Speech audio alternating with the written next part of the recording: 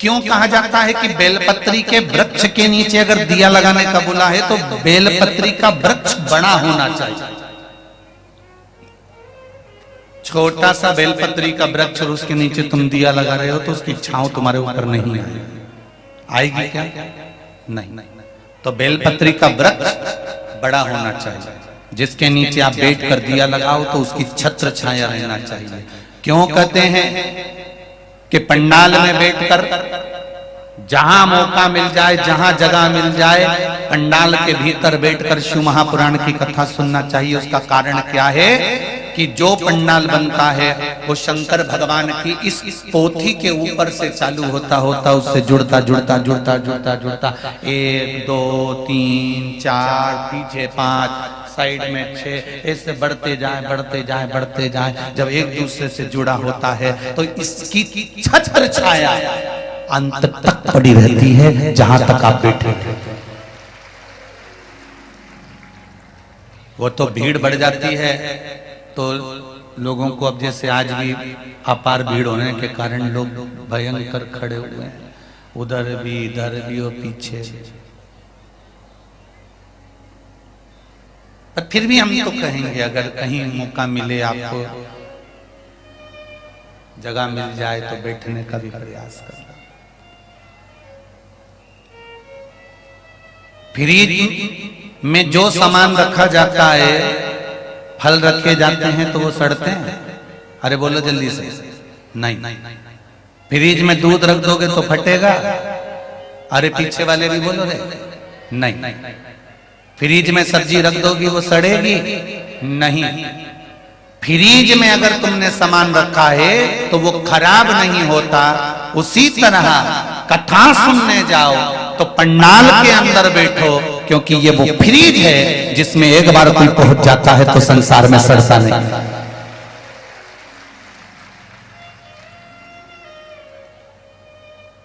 संसार में सड़ने से बचना है। काम, लोभ, आसक्ति, वासना, तृष्णा, मोह, ये सब मनुष्य को सड़ाने वाला है।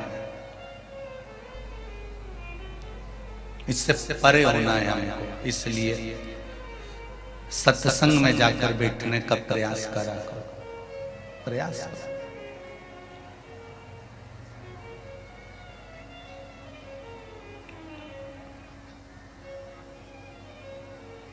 ना राम नाम लीनो तूने भरी जवानी में, तू डूब के मर जा रे चुल्लू भर पानी में, तू डूब के मर जा रे चुल्लू भर पानी में। जिसने मनुष्य की देह धारण करने के बाद अगर भगवान का भजन नहीं करा, स्मरण नहीं करा, संकीर्तन नहीं करा, तो उसका जीवन बेकार है।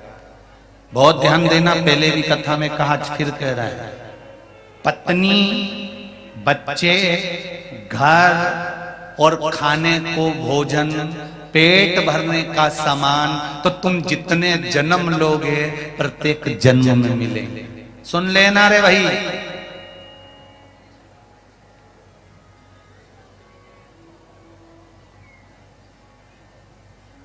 चौरासी लाख योनियों में जितने तुम्हारे जन्म होंगे, प्रत्येक जन्म में तुम्हारी पत्नी भी होगी, तुम्हारा पति भी होगा, प्रत्येक जन्म में तुम्हारे बच्चे भी होंगे, प्रत्येक जन्म में तुम्हें भोजन भी मिलेगा, प्रत्येक जन्म में तुम्हें रहने के लिए पृथ्वी मिलेगी, घर भी मिलेगा।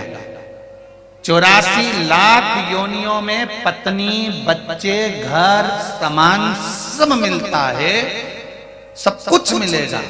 पर 84 लाख योनियों में शिव महापुराण की कथा नहीं मिलेगी। ये शिव महापुराण की कथा तो केवल मनुष्य के लिए है, मानव की योनि के लिए। इसलिए कहा, नौकरी करो, सर्विस करो, धंधा करो, बिजनेस करो, जो तुम्हें करना है सब करो, पर साथ में परिवार को चलाते चलाते शिव महापुराण की कथा, भगवान का भजन कीर्तन करते चलो।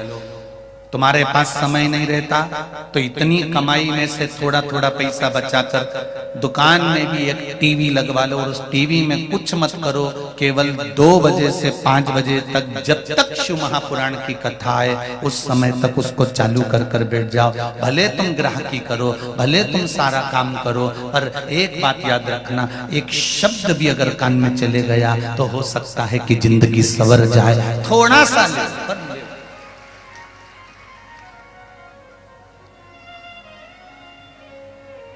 धर्म पत्नी भी अपने पति से कह सकती है, थोड़ा सा समय निकाल कर कथा सुन लिया करो। दिन में समय नहीं मिले तो रात्रि में सुन लिया करो। अब पति कहेगा मैं इतना थक जाता हूं, कहां कथा सुन पाता हूं, कहां समय। और सत्य बात है माताओं, पुरुष के ऊपर गृहस्थी का बोझ बहुत ज्यादा होता है। आपको लगता होगा कि बस दुकान पर जाकर बैठ गए या नौकरी करने पहुंच गए, बस सवेरे से जाते हैं, जूते मूते पहने, बढ़िया टीआई टाई फाई लगाई और खूब जोरदार सब खा पी के नाश्ता वास्ता कर कर और पहुंच गए अपनी नौकरी पर। शाम को आए और आराम से बस बैठ गए और खाया पिया सो गए। पर ये नहीं है। एक व्यक्ति चाहे नौकरी कर रहा हो, चाहे बिजनेस कर रहा हो, एक पुरुष हो चाहे स्त्री हो, उसके ऊपर गृहस्थी का जब बोझ होता है ना भाई, तो वो ही जान सकता है कि उसके ऊपर कितना बोझ है। आप केवल उसका दिल पावन मजबूत कर सकती हो। आप अपने पति से कह सकती हो और पति अपनी पत्नी से कह सकता है कि समय निकाल कर, ये मानव का देह है, बच्चों के लिए करना है, परिवार के लिए करना है, कुटुंब के लिए करना है, सब कुछ करना है। घर भी बनाना है, गाड़ी भी लेना है, दुकान भी चलाना है, सबको देखना भालना, सब कुछ तुमको करना है। हम कह भी देंगे ना कि तुम ये सब छोड़ दो तो तुम नहीं छोड़ सकते, क्योंकि मनुष्य का शरीर जब भगवान ने बनाया तो मनुष्य ने परमात्मा से पूछा कि तूने मुझे बनाया क्यों है। तो परमात्मा ने एक शब्द कहा, मैंने 2 कारणों से तुझे बनाया है, एक कर्म का भोग भोगने के लिए, दूसरा भजन करने के लिए। मृत्यु लोक में जाएगा तो तेरे को परिवार का भरण पोषण करना पड़ेगा। ये परिवार कौन है? तो भगवान कहते हैं तेरे बेटे, पूर्व समय में तूने जिससे कर्जा लिया होगा वो तेरे बेटे बनकर जन्म लेंगे। पूर्व समय में जिसने तेरा साथ दिया होगा, तू शादी कर कर उसका साथ दे रहा होगा। पूर्व में तूने किसी का बुरा करा होगा तो कोई तो बुरा करने के लिए तेरे पास में आ जाएगा। कोई तुम्हारा धन खाकर भाग जाए तो रोना मती। भगवान कहते हैं कि पूर्व में तू उसका खाकर चले गया था, मर गया था, तो आज तेरा खाकर वो चले गया।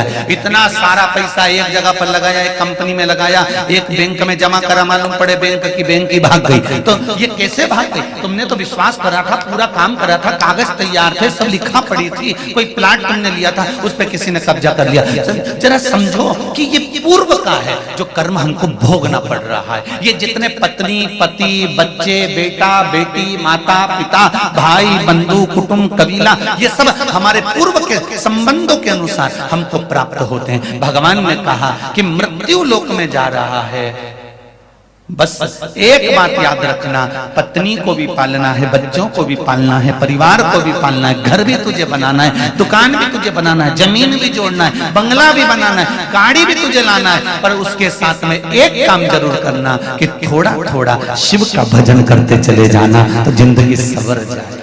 थोड़ा मात्र एक चुटकी बराबर के नमक के बराबर जिंदगी में आप थोड़ा सा शिव महापुराण को ले आए।